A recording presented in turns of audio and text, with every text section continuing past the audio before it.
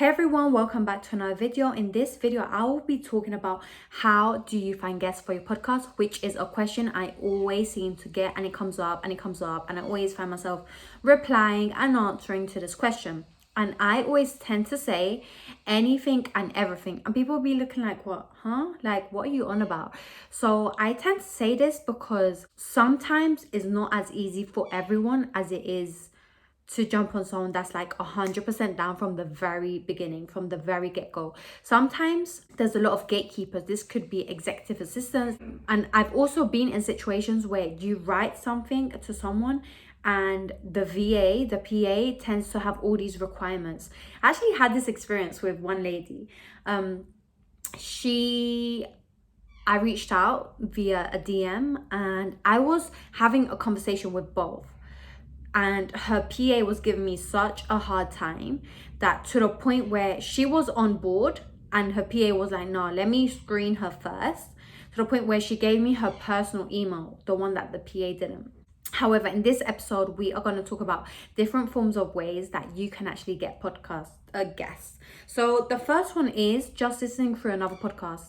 So I'm going to show you my podcast and kind of, it is good etiquette to tag someone. So if you have a guest, in the bio, in the show notes, there should be a website or Instagram. Also, in the same headline, the name should be there. So you could just Google search them and they should be able to come up. That's the most easiest way. Through another podcast. Why do I like this way? Because you get a feel for how they speak. You get a feel for their energy. You get a feel for their tone of voice. Are they aggressive? Are they engaging? Are they bland? Are they dry? Are they boring? Sometimes I've listened to some episodes and I'm like, hell no. Like what we're going to talk about? What are we talking about? What are we speaking about? You're not my vibe, and that's okay. Another one is Matchmaker. So Matchmaker is a website. So I actually received a message on LinkedIn about Matchmaker, and Matchmaker is a site that connects individuals with podcast hosts. So podcast shows. So say, for example, I have a podcast show and I'm looking for guests all the time. I go on Matchmaker and I can insert the country that I want my guests from. So say, for example, you want to touch into Australia, or you want to touch into Canada, or you want to touch into USA. Not only do you have the benefit of doing that, you can also go by the niche. Are they into marketing? Are they entrepreneurs? Are they into motivation? Are they into health? Are they into health and wellness, mental health? Whatever you want, you can just do a search and all these people come up. It's like online dating, but for podcasts. This is really big in LA. So some of my guests that have been from LA have come through Matchmaker. And I've used this quite a bit.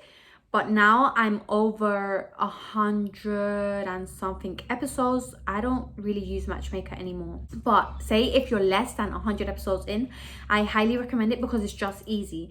And if the guest, or if the potential candidate or the potential guest has written or used Matchmaker in the correct way, they will write a profile. If they have been really, really good, they will write at the bottom topics they can talk on. So this could be building a 6-figure business, building a 7-figure business.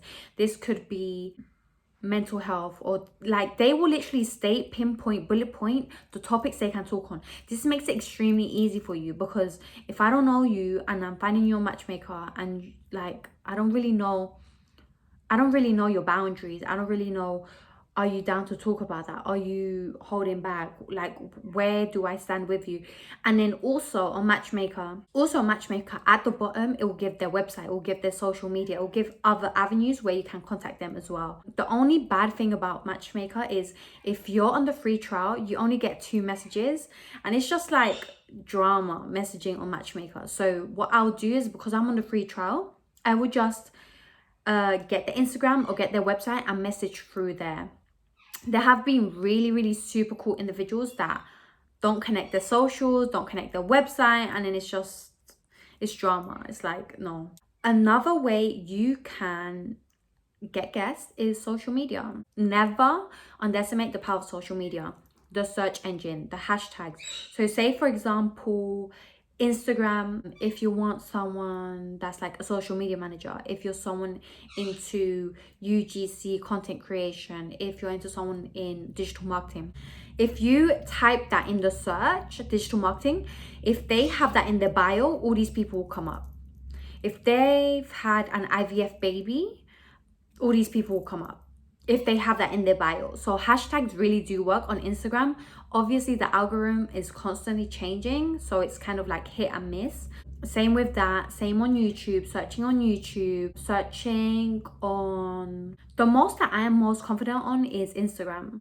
Facebook, unless it's in a group. Some people also talk about LinkedIn and finding and networking and getting guests from LinkedIn. Unfortunately, up until this moment, I haven't really kind of searched for guests on LinkedIn. So maybe that could be an option for you if you're big on LinkedIn, if you like LinkedIn. I just think it's just the way LinkedIn works is you need to be in that circle, or you need to know, someone needs to know of someone, and then you kind of get to connect with them, something like that. And then as well, it's just a love and hate relationship with LinkedIn, only because at the moment 75 or 85% is like people trying to connect with me because of podcast promotion. LinkedIn is kind of like a love and hate relationship. It's slowly getting there, slowly growing. I just need to find more genuine connections on LinkedIn. Another way is asking friends, like talking to your best friend, talking to family members, talking to a cousin, talking to people in your family, talking to people in your community, asking them to jump on. Obviously this depends on what kind of guests and what kind of expectations you have. Do they need to be an expert within their field?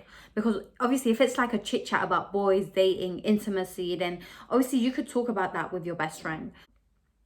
Obviously I come from a background, or my girls, they're not open, they're in relationships, they have partners, they have children. They don't want to be talking about parties, they don't want to be talking about dating and boys out of respect for their loved ones. So it's kind of like a hit and miss, but if you're in a position where you could do that, why not? It's easy. And then I've also have friends that are like, oh babe, once I've healed, we can definitely talk about certain things, or once I'm out of this relationship, we can. So it's just like, up until now, I haven't had one of my friends or one of my closest on my podcast. And I think there's an element of reassurance to that. There's an element of reassurance because you don't have to hold someone to it, if that makes sense. If I bring someone on from my close connections and they have a partner, they may not like it. So it's this hoo-has and these boundaries, so it makes it long. Overall, what I'll say is do what you feel comfortable. If you feel comfortable interviewing people at uni is a great place, because uni is like you have people walking everywhere. There's hundreds of, is it societies? So where you do, say you have a podcast about recruitment or consultancy or careers, anything, babe, you have all these people just walking around in the library, in the canteen, going to lectures, just on campus. So it's like you have so many leads right there. It makes it easy peasy lemon squeezy. So depending on your niche, depending on what your podcast is about, make use and tap into your community, tap into your friends, tap into your family, and just always be open to the fact where people are like, no, I don't want to come on your show, and that's okay. Not everyone wants to come on my show. Not everyone is happy with the numbers. Not everyone is comfortable with my following, and they're like, nah.